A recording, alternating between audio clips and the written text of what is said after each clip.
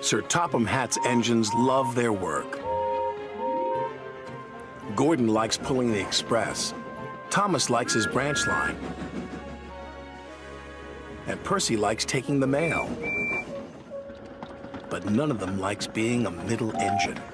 It's no fun being stuck in the middle. One morning, Percy was cheerfully collecting coal cars from the smelter yards where Harry and Bert worked. They liked to play tricks on steam engines. Percy didn't want to fall for their tricks again.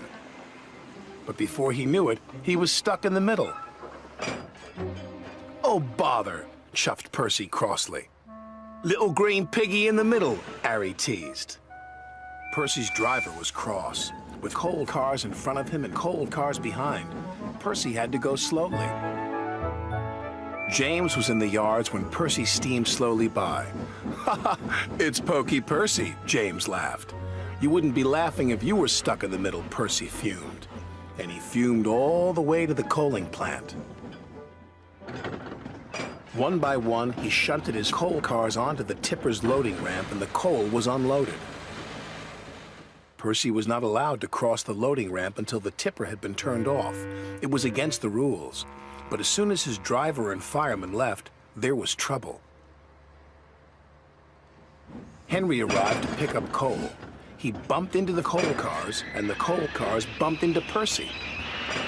Percy was pushed onto the loading ramp. "Help!" cried Percy.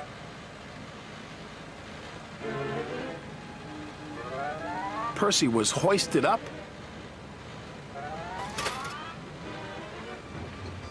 tipped over, and brought back down again. After Percy was lowered back onto the ground, the manager was very cross. "You have caused confusion and delay," he said. "I'll have to report this to Sir Topham Hatt." That night, Sir Topham Hatt spoke severely to Percy. "I'm very disappointed in you, Percy," he said. "You know it's against the rules to go on to the tipper's loading ramp." "Sorry, sir," Percy said sadly, "but it wasn't my fault. It's because those diesels made me a middle engine." "Nevertheless, you will shunt freight cars in the yards until I can get to the bottom of this." "Ha!" said James, thinking no one could hear. "I could handle those diesels with bent buffers and a busted boiler." "Then you will do Percy's run to the smelter," said Sir Topham Hatt.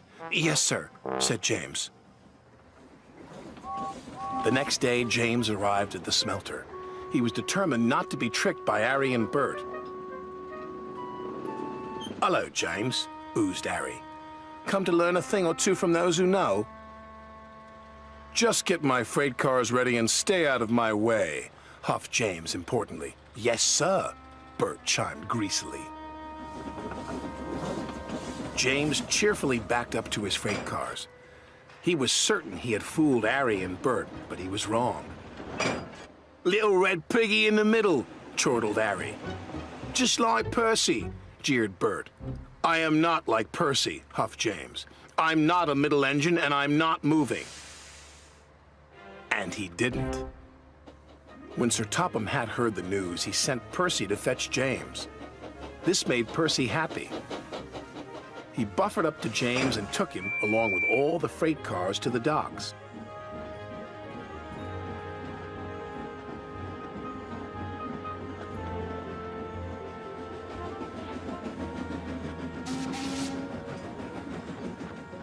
"Right on time," said the manager.